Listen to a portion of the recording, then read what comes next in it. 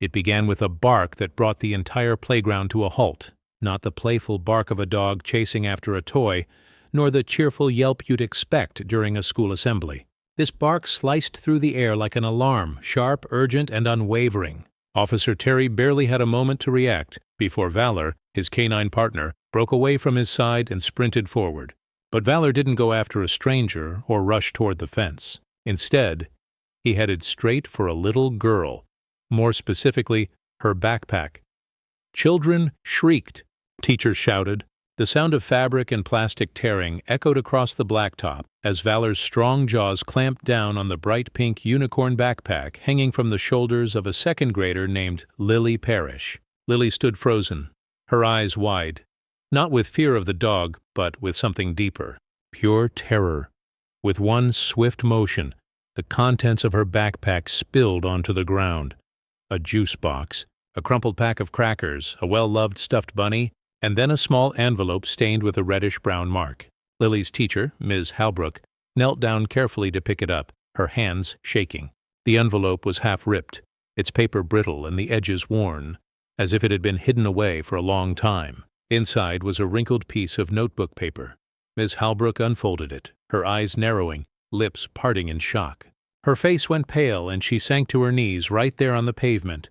Earlier that day, the students at Westbrook Elementary had been buzzing with excitement. The local police K9 unit was visiting as part of their annual safety week. The kids met the officers, learned how dogs like Valor could sniff out drugs or find missing people. Officer Terry even let them try giving simple commands: sit, stay, shake. Everyone enjoyed it, especially Lily. She was always quiet, bright, and gentle. The kind of student who rarely raised her hand but always aced her spelling tests. She had one constant companion, a stuffed rabbit named Clover, which she carried everywhere, even to recess. No one ever imagined she'd be the reason for the sirens that day. Now, Ms. Halbrook sat in the nurse's office, pale and shaken, a cool cloth pressed to her forehead. Officer Terry stood nearby, the torn note sealed in a plastic evidence bag. He'd read it once, and that was enough. He said if I told anyone, he'd make Mommy go away too. I hid the picture in my backpack. I think he knows. Please help me. If you find this— I couldn't say it out loud. There was no name on the note, but the handwriting was unmistakable. It was Lily's. Outside, Lily sat quietly on a bench, her small hands gripping Clover's floppy ears. She wasn't crying. She hadn't spoken a word since Valor tore open her bag. Officer Terry approached, kneeling beside her. "Hey," he said softly. "You remember my partner Valor, right?" She glanced at the dog, now calm and sitting beside him, watching her intently. "He's really sorry about your backpack," Terry added with a gentle smile. Lily didn't answer, but she blinked slowly. Then she whispered, so softly it was almost inaudible, "He knew." If you believe in stories where dogs do more than protect, they reveal the truth, consider subscribing to Heroes for Animals. These aren't just tales. They're real moments where four-legged heroes speak louder than words. Valor hadn't barked at random. He'd sensed something. The scent of blood. The stress chemicals. Terry had seen it before. Dogs like Valor could detect trauma the way radar detects heat. But for a child's backpack to trigger such a reaction, that was unusual. And that note, it wasn't left by accident. Someone wanted it to be found. Within the hour, Lily's mother was called. She arrived at the school out of breath, wearing a faded sweatshirt and old jeans. She looked more tired than surprised. "She didn't bite anyone, did she?" the woman asked, glancing at her daughter. Officer Terry's eyes narrowed. "Ma'am, it was your daughter's backpack that was torn, not the other way around." "Oh, right." The mother forced a smile. "She can be dramatic sometimes." Behind her, Lily's expression didn't change. She kept her gaze on Valor, her fingers still wrapped tightly around Clover, as if he was the only thing keeping her grounded. Terry walked the woman outside for a private conversation. Inside, the school counselor sat down next to Lily. "Sweetheart," she asked gently, "is there something you're afraid of?" Lily looked at her, then reached into her pocket and pulled out a folded piece of paper. It was a crayon drawing, a house, a girl, and a tall man with red scribbles where his face should be. Underneath, in a child's handwriting, it read, "He said to smile or else." The counselor carefully took the drawing. "Who is that, Lily?" she asked. But Lily was staring at Valor now, only valor. And at that moment, the dog let out a low, warning growl. His ears pricked toward the door, because something was off. The one who couldn't speak had already told him everything. Lily Parrish sat in the back of the police car, knees pulled up to her chest, clutching Clover tightly, her seatbelt snug across her side. She didn't complain. She didn't say a word. The school counselor had gently helped her into the car, whispering soothing words Lily didn't seem to hear. Valor sat beside her in the back seat. Not on the floor as usual, but right on the bench. Officer Terry had never seen him do that before. The big German shepherd leaned against Lily, silent and still, just watching over her, protecting her. Terry glanced at them in the rearview mirror, his stomach in knots. He'd seen traumatized kids before, but this was different. No outbursts, no tears, just a girl wrapped in silence and a dog who had heard every word she couldn't say. The note from Lily's backpack had already been submitted as evidence. The department's handwriting analyst confirmed it matched her schoolwork. There was no doubt, but the bigger question remained. What had Valor detected? What had been in that backpack before the envelope? What still lingered in the fabric of her things? Whatever it was enough to make one of the most experienced K9’s in the county break protocol. That didn't happen without a reason. Terry tightened his grip on the steering wheel. He'd driven this road 100 times, but this time felt heavier, more dangerous, not because of violence, but because of the silence that followed it. At the station, Child Protective Services was waiting. Lily was taken to a private room, small and cozy, with beanbags, stuffed animals, and soft lighting. A woman named Denise, with kind eyes and a gentle voice, introduced herself as Lily's caseworker. Lily didn't answer. Denise didn't push. She simply handed Lily a coloring page and sat nearby, letting the crayon speak for now. In the observation room next door, Terry stood with Captain Fields and a forensic psychologist, Dr. Sharon Levitt. Behind the glass, they watched as Lily slowly picked up a blue crayon and began coloring the sky on a cartoon scene. "She's showing signs of complex trauma," Dr. Levitt said quietly, "and suppression. She's not shutting down out of stubbornness. She's doing it to cope." Terry crossed his arms. "Is there any chance she made up the note?" Dr. Levitt shook her head. "The language fits her age, but the phrasing, the choice of words, if I told anyone, he'd make Mommy disappear too. That's not something a second grader invents. That's learned fear." "And the drawing?" Captain Fields asked. Levitt tapped her clipboard. "The red scribbles over the man's face, the forced smile under the words, 'or else.' It's classic masking. A child trying to obey through art. She's saying, 'Look, I'm smiling.' But the red shows distress, even aggression. That man terrifies her," Terry nodded. "We need to talk to the mother again." Fields sighed. "She's not answering our calls. Says she's working nights. We'll bring her in officially." Terry's jaw clenched. No more waiting.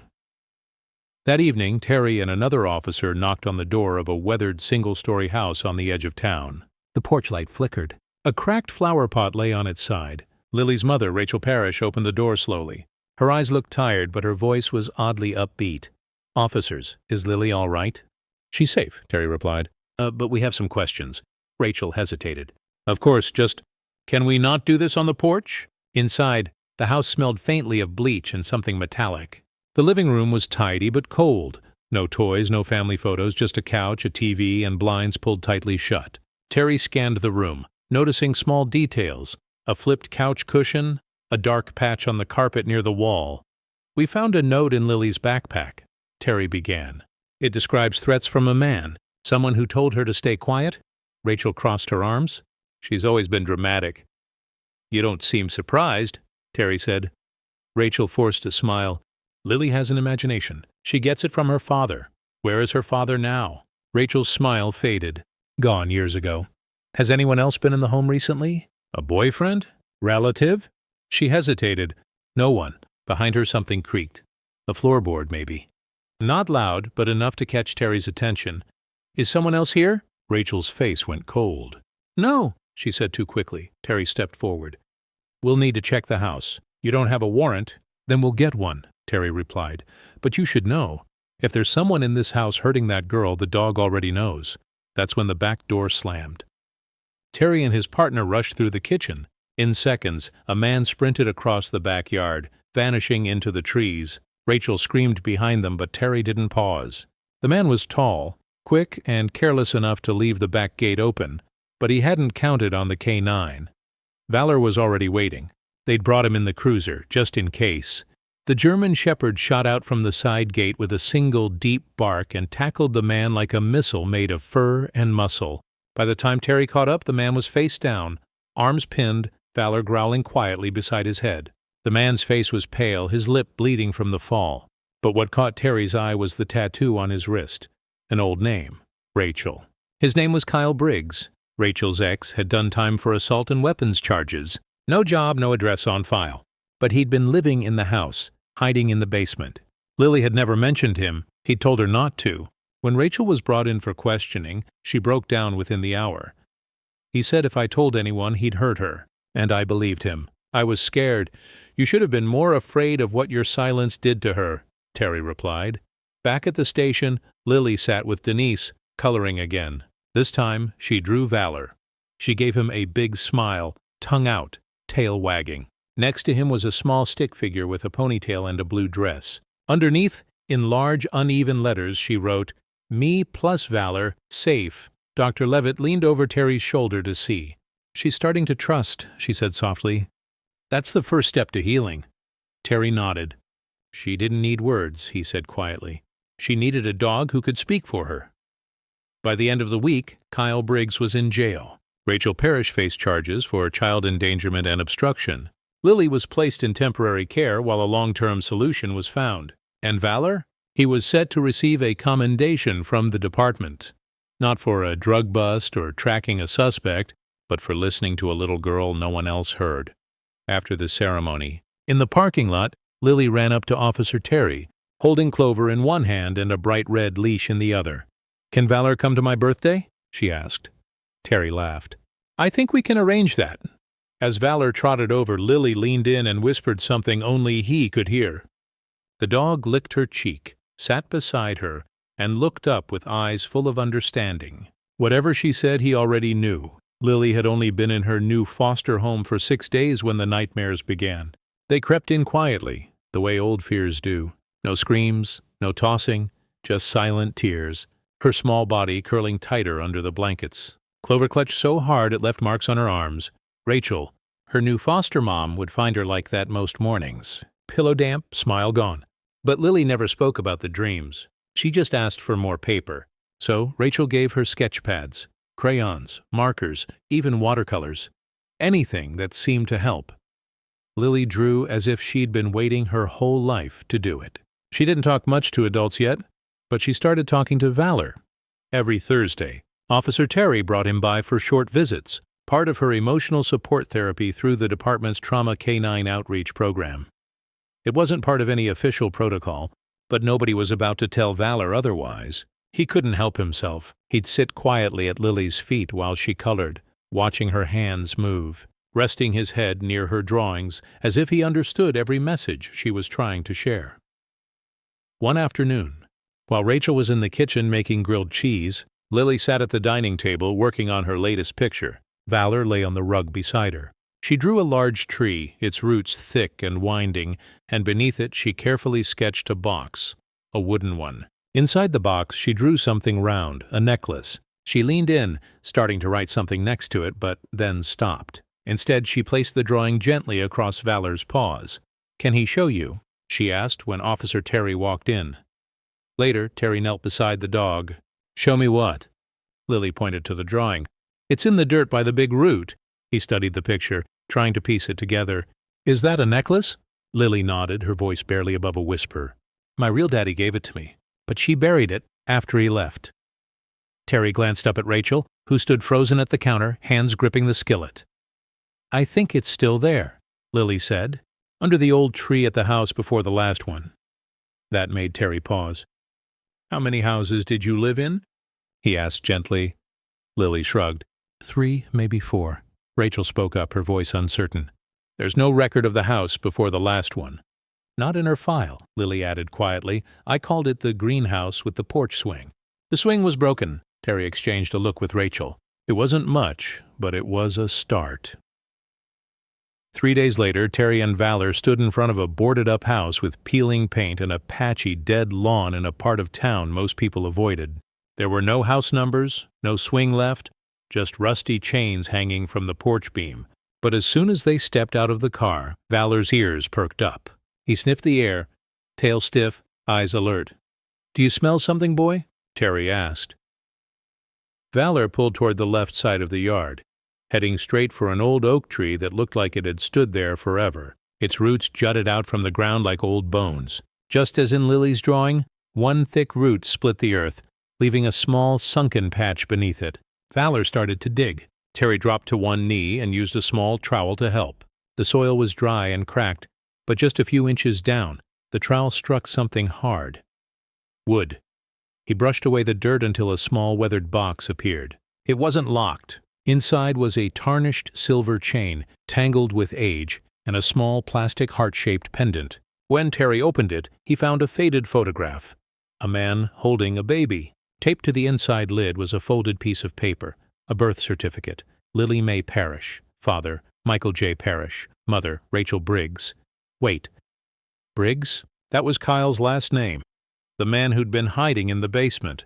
The man who claimed to be an ex. He wasn't just Rachel's boyfriend. He was her brother. Back at the station, Terry stared at the file. Briggs, Rachel's maiden name. It had been scrubbed from her recent records after she started using her ex-husband's last name again. The link to Kyle had been intentionally erased. In her foster parent interviews, she'd claimed no family in the system, no connections. But Kyle had lived with her at more than one address. He wasn't an intruder. He'd always been there. Terry brought the necklace and birth certificate to Lily during their next visit. She touched the pendant gently, her fingers tracing the edges of the faded photo. "That's my daddy," she whispered. He had music in his voice. Terry swallowed. "Do you remember what happened to him?" She shook her head. "He used to sing, then one night I woke up and he was gone. Mommy said he left us, but she burned the tapes." "Tapes?" "My daddy recorded songs on those little black boxes." "Cassettes?" Lily nodded. She threw them in the fireplace. "I tried to hide one, but she found it." Terry filed a formal request to reopen the missing persons case for Michael Parrish. The man had disappeared 6 years earlier. No activity, no travel, nothing. But something about it felt too tidy, too forgotten. He returned to the old house, this time with a search warrant and Valor. Inside, the floorboards creaked under their boots. The air was thick with mildew and rot. Downstairs, the basement door stuck from water damage. When they finally forced it open, a rush of cold, damp air hit them. Valor growled once, then darted down the stairs, heading straight for the far corner, where a section of the concrete floor looked different, smoother, newer. Terry called in ground-penetrating radar and a forensic team. What they uncovered beneath the slab confirmed what no one wanted to believe: human remains wrapped in tarp, next to a broken guitar case and a cassette labeled Lily Song. Later that week, Lily sat cross-legged on the living room floor, Valor curled up beside her. She held the necklace in one hand and a cassette player in the other. Terry had managed to restore the audio. When she pressed play, the room filled with gentle guitar and a soft, imperfect male voice, singing a lullaby written just for her. Lily didn't cry. She smiled. For the first time in weeks, she smiled without being told to. Rachel Parrish was arrested on charges of obstruction, evidence tampering, and conspiracy to conceal a death. The remains were confirmed to be Michael J. Parrish. Rachel denied knowing how he died, but the truth had already come out. In a child's drawing, a buried box, and the persistent bark of a dog who refused to ignore what others had missed. It was a gray Thursday morning when Lily walked into the courthouse holding Valor's leash. Not a stuffed animal this time, not a crayon drawing, but a badge, a small laminated ID clipped to her sweater. Witness, accompanied by a certified K9 support animal. She didn't look like the girl who once hid behind a unicorn backpack. She still didn't say much, but her chin was higher, her steps more sure. And Valor? He walked in perfect step beside her, as always, his steady presence shielding her from a world that had been too heavy, too soon. The courtroom was quiet as they entered. A few reporters in the back, court artists, no cameras. Judge Klein had ruled that Lily's privacy would be protected at all costs. Rachel Parrish sat at the defense table, her face unreadable, hands clenched tightly together. No makeup, no distractions, just silence. But Lily knew silence better than anyone. And this time, she was going to use it differently. On the stand, her legs barely reached the edge of the seat. Valor lay at her feet, calm and attentive, his service vest fastened securely. Officer Terry stood nearby. Not too close, but close enough for Lily to catch his reassuring nod when the court clerk asked her name. She didn't answer right away. Instead, she reached into her small jacket pocket and pulled out a worn cassette tape, the same one that had been buried with her father. The judge looked puzzled for a moment. Terry stepped forward. "Your Honor, this tape isn't evidence. It's for comfort." The judge nodded gently. Permission granted. Lily placed the cassette on the bench beside her, next to Clover, her stuffed bunny, now mended and clean thanks to her foster mom. Then she looked up and began. "I used to think if I stayed quiet, the bad things would go away." Her voice was clear, soft, but steady. "I thought if I smiled, I'd get to keep Clover, or my mom would stop yelling, or he would leave me alone." The courtroom was silent. Even the court reporter's typing slowed. "But the dog knew," she continued, her hand resting on Valor's fur. "He didn't listen to what I said. He listened to what I couldn't say." Terry had witnessed many testimonies in his career, some dramatic, some heartbreaking, but none quite like this. A second grader, not testifying to win, but simply to tell the truth. She spoke about the day her backpack was torn open, how she'd written the note weeks before, but had been too afraid to give it to anyone, how she'd hidden it in a secret pocket and whispered to Clover, hoping someone would find it. She talked about the box under the tree, the necklace, the voice she hadn't heard since she was 3, the lullaby, and then she looked at Rachel, her mother. "I wanted to believe you were scared too," she said quietly. "But you weren't. You were silent because you chose to be." Rachel's eyes finally broke. One tear, nothing more, but it was too late. After her testimony, Lily sat in the hallway, sipping apple juice. Valor curled up at her side. Terry brought her a small donut with pink icing and rainbow sprinkles. "That," he said softly, "was braver than anything I've ever done." Lily didn't reply. She just broke the donut in half and offered the bigger piece to Valor. He sniffed it, took it gently from her hand, and rested his head in her lap. 2 weeks later, Rachel was sentenced to 6 years in prison for obstruction, being an accessory to concealment of a felony, and failing to protect a child. Kyle Briggs would likely face a separate trial for manslaughter once prosecutors finished linking him to Michael Parrish's remains. But for Lily, it wasn't about punishment anymore. It was about finding peace, healing, and maybe turning her pain into something new. Rachel, her foster mom, signed Lily up for an art program at the local library.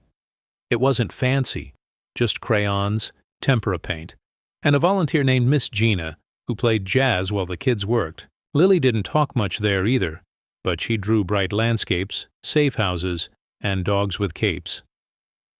One day after class, she handed Terry a drawing. It was of Valor, wearing a superhero mask. Above his head, she'd written, "When I couldn't scream, he barked." That drawing ended up framed on the wall at the local police station, right next to a letter from the mayor thanking Valor and Terry for their service. But something else started to happen, something no one expected. Other kids began drawing too. Kids from foster care, from shelters, from the quiet corners of school counselors' offices. They drew what they couldn't say out loud. One little boy sketched a shadowy figure lurking in the corner of a room. Another girl drew a doll with one eye missing and a chain around its wrist. The counselor started calling it the Lily effect. They said Valor had opened the door, but Lily had been the one to step through, and left it open for others to follow.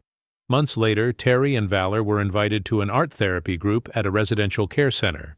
The session was held in the gym, and Lily was there, sitting cross-legged near the front with a sketch pad in her lap. Next to her was a new kid, Marcus, who had just turned 9 and hadn't spoken in almost a year.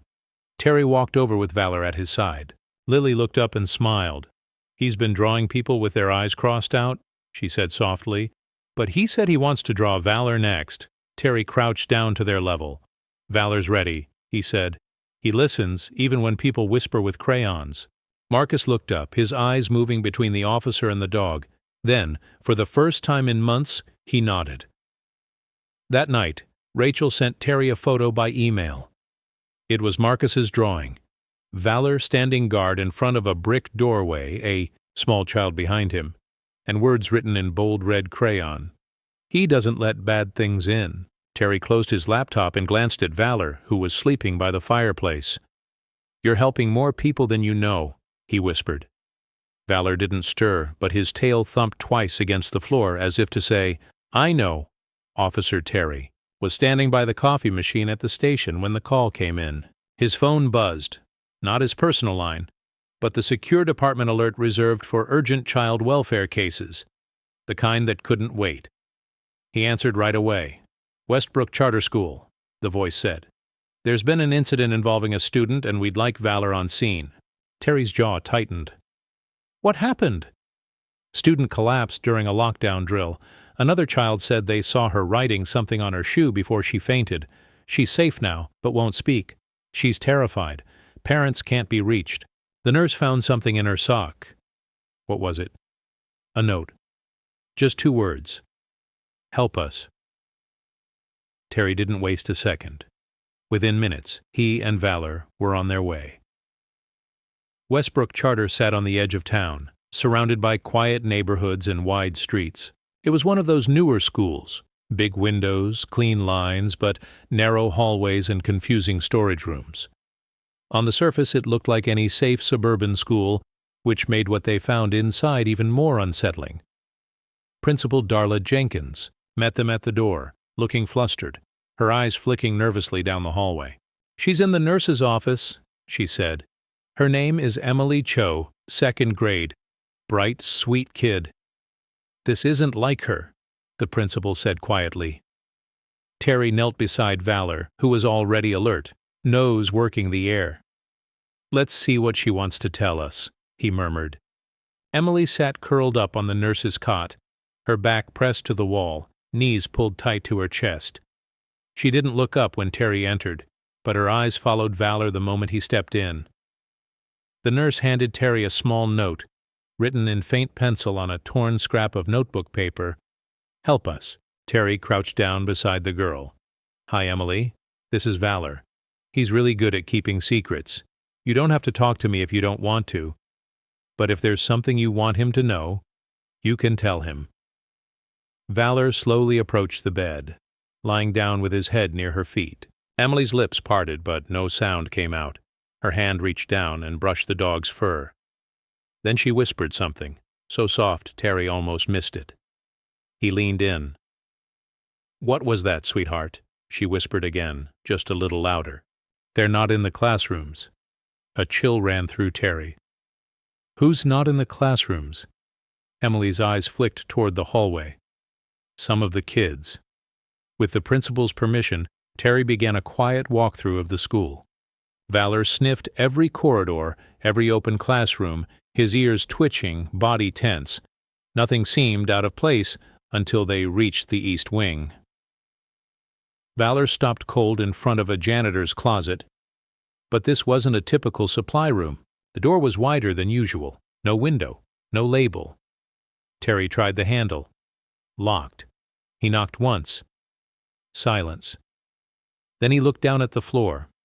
The linoleum had scuff marks, scratches curving inward, as if something or someone had been dragged inside. He turned to the principal. "Do you have a key for this?" Her face went pale. "That room was sealed after the last expansion. We don't use it anymore." "But you have a key?" She hesitated. "I'll get it." When she returned, Terry unlocked the door and opened it slowly. The hinges creaked, revealing a dark, windowless space. Valor barked, once, loud and sharp. Inside, under the dim light of a single hanging bulb, were 6 old desks, a stack of outdated textbooks, and 2 sleeping bags. Food wrappers, a lantern, and a pile of children's clothes were heaped in the corner. Terry's heart sank. He stepped inside carefully, Valor at his side, nose twitching. The air smelled of fear, sweat, and something else.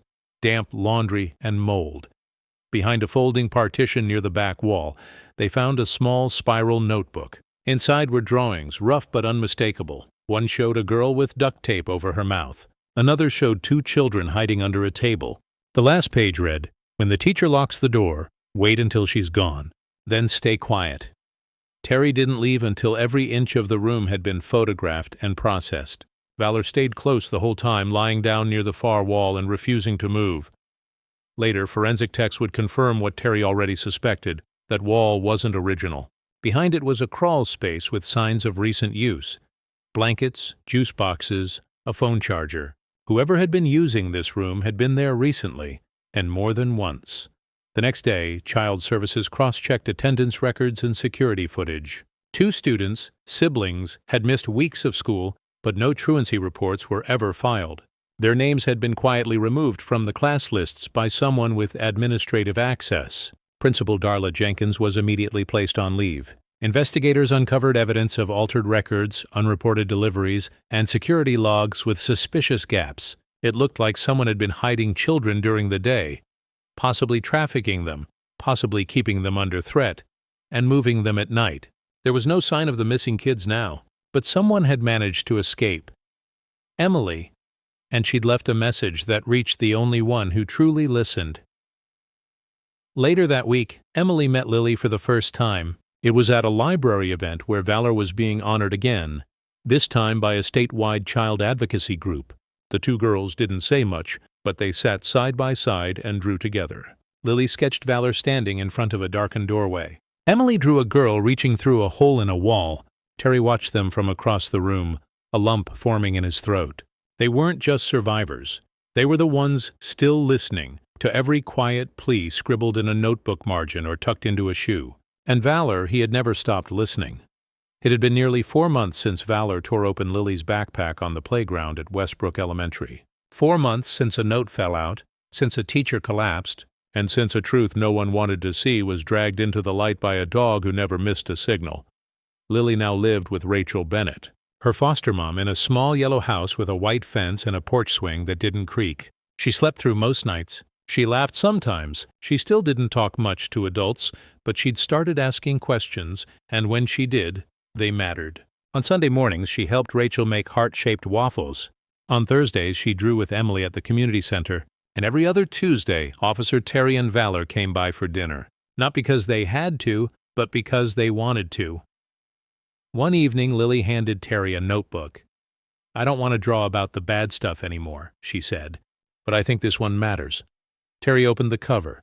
Inside were drawings of a classroom, but something was off. The floor had 2 levels. A ladder led downward, and under the floorboards, Lily had drawn boxes. Inside each box were stick figures curled up in corners. He looked at her carefully. "Where did this come from?" Lily hesitated. "It's not my memory. It's something Emily drew once. She said she doesn't really remember, just that it felt like a dream. But I think it was real." Rachel leaned over, concern on her face. Emily's school, the one where Valor had found the hidden room, was still under investigation. No new children had been found, and the staff involved had all lawyered up and refused to talk. But Lily's drawing offered something new, a detail no one had considered. "Do you think there's more than one level?" Rachel asked. Lily nodded. She called it the quiet under the quiet. The next morning, Terry brought Valor back to the school. They'd already searched the building once, but this time he requested access to the subfloor, the narrow crawl space used mostly for HVAC and old wiring. No one had ever checked the subfloor before. It took nearly half an hour for Terry to squeeze through the tight entryway beneath the east wing. Valor crawled ahead, tail low, nose working overtime, until he stopped, scratched at the wall, and let out a single deep bark. Terry hurried forward, pushing aside old insulation. Behind it, he found a thin plywood panel nailed in place. He pried it loose with a crowbar. The opening revealed a hidden chamber no one knew existed. It was narrow, barely 5 feet wide, but stretched the length of the hallway above. Inside, Terry found 3 old crates, a pile of torn sleeping bags, and a child's backpack. He opened it carefully. Inside was a name tag: Marcus L. Graham, age 7. Terry froze. Marcus had disappeared almost a year earlier from another county. The case had gone cold. Posters had faded. His family had moved away, everyone fearing the worst. But here was his backpack, and tucked in the front pocket, a drawing. A dog with red crayon words, "He barks even when I can't." The investigation exploded overnight. DNA from the crawlspace confirmed that multiple children had been there. Names surfaced. Some had been missing for weeks. Others had never been reported, likely undocumented or trafficked from outside the area. But now there was evidence, proof that couldn't be ignored, all because of a dog and a little girl who paid attention to what others had whispered. A month later, Lily stood on stage at a community event honoring valor. He had just received the National Service K9 Medal of Valor, and hundreds of people had gathered to thank the team that had saved so many lives without ever drawing a weapon. Lily wore a blue dress and a red paw-shaped pin. She stepped up to the microphone, a piece of paper in her hand. "I used to think silence meant safety," she began. "That if I didn't speak, no one could hurt me more. But I was wrong." She looked down at Valor, who sat patiently at her feet. "This dog barked when I couldn't. He didn't wait for words. He listened to my quiet. And because he did, I wasn't invisible anymore." She unfolded the paper and read one last line. "If you want to help someone, don't wait for them to scream. Pay attention to the silence." That line was shared everywhere, across social media, news outlets, school boards, and child advocacy groups. In the weeks that followed, new programs launched across the country to train therapy dogs for schools and foster centers. Teachers were retrained to notice the silences, not just the outbursts, and children were encouraged to express themselves however they could, drawing, humming, or simply sitting close to someone who felt safe. Valor retired 6 months later with full honors. He now lived with Officer Terry, who built him a custom bed and made him scrambled eggs every Sunday. As for Lily, she wrote a book, not a long one, just a picture book called The Dog Who Heard Me. It became a quiet bestseller, not because it was flashy, but because it told the truth. Life doesn't always shout. Sometimes it just goes quiet. The real question is, when someone around you grows silent, will you be the one who listens?